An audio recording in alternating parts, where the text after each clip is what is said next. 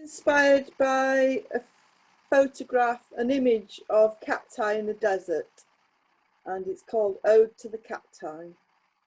I'm living in the desert just like you. I am prickly just like you, but you have adapted to the harsh conditions. I am surviving, but I need more than water, sunshine and food, but I don't know how to get what I need. I don't know what I need because what I once wanted, I didn't succeed to achieve. Standing statuesque, you have no shade, no clouds in the sky, but forming in my mind. I'm learning to conserve the good time feelings for when the bad times come. Like you, cacti, when you conserve water for the drought. My prickliness may keep people away. Does that protect me? Whereas you have adapted so your spines protect you from being eaten. Your spines stop the precious water escaping by restricting airflow, and en masse they provide shade. Not only do you protect yourself, cacti, you provide life-saving fluids to desert travellers in need. That is how you succeed, cacti, and I proceed with succulent wonder. So this is based on a couple of pictures. The kind of prompt at the beginning was also taken from the Orb newsletter, and it was the phrase, "It's all about connection." It's called The Sailboat.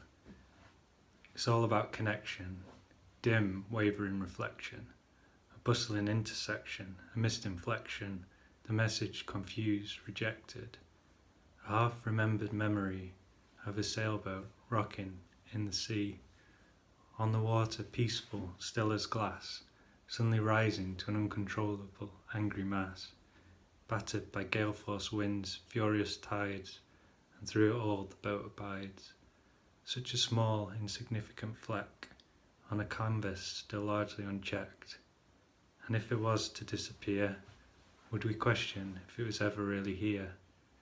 Would it be distantly remembered, a memory lurking like dim embers, ready to one day roar back into flame when you catch sight of a sail on a rainy day?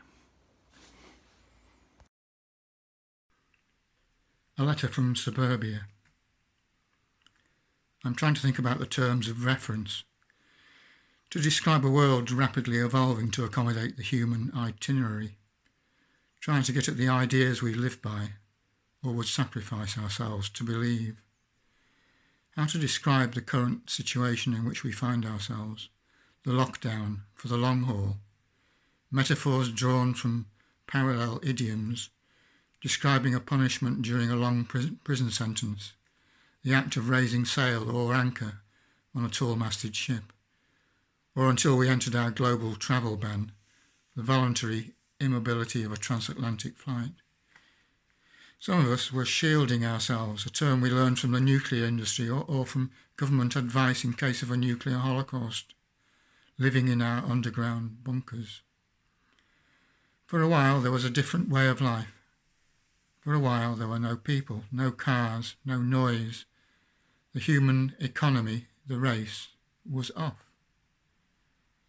Quarantine, isolation, self-protection, loneliness, underwritten by mental associations of punishment and forced labour, a mindset which might be handy when getting people back to work. As we wake from a dream in which we were fighting to survive a global pandemic, with food shortages, spitting plague zombies rampaging the streets in search of toilet paper, in a sweltering heat wave, remaking human society in our spare rooms, going forward, to find that we were not dreaming after all. It's the new normal. Hey, we're back. Taking to the road again in our 4x4 shopping trolleys. Chaos redoubled. A tide of unprocessed plastic sweeps across the earth. As our retail economy is kick-started in the face of cyber mail order catalogues. The grocery delivery system rises shakily to its feet. The loss of office culture curtails corporate romance, and we zoom to our meetings in cyberspace. I didn't get the letter for the vulnerable, but I have no doubt that COVID-19 on top of Parkinson's and asthma will be extremely unpleasant. So raising my imaginary shield, I perform the little dance of avoidance when in proximity with others. I avoid contact. But that's an invitation to the zombies. The one who stands up close and breathes in my face while talking. One with no mask who made little noises in his throat as he followed me around Tesco. One who barged in front of me in the queue with his debit card in his mouth ready to pass saliva onto the card reader. The one on a train who coughed in the face of my friend. The woman who hugged me. Oh yes, they're out there. I'm back at Scope now, feeding the plastic into the waste stream and pack testing the electrical donations. My nurses harangue me about it. It's inexcusable. I'm putting myself in harm's way for charity. What can I say? My Parkinson's symptoms don't go away.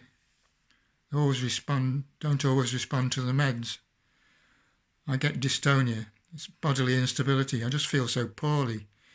But it affects the mind too, if only because I'm so distracted by this akathisia, as if coming off heroin. It's being constantly uncomfortable in my body. It screws up my motivation, the short-term working memory, sense of purpose, satisfaction, ability to complete things, responding to challenges, and learning. What saved me from complete disarray are the Zoom sessions with Orb. I can't always manage the coordination, keeping to a schedule, and miss them sometimes, but they give me the most valuable thing of all, that is friendship. I'm not sure that this benefit is confirmed by my doctors. Orb funding is in part supported by their referral, in line with the utmost importance of mental well-being. It's the reason why I don't fall into the black hole of depression, to identify with something real in a world filled with negative conjecture.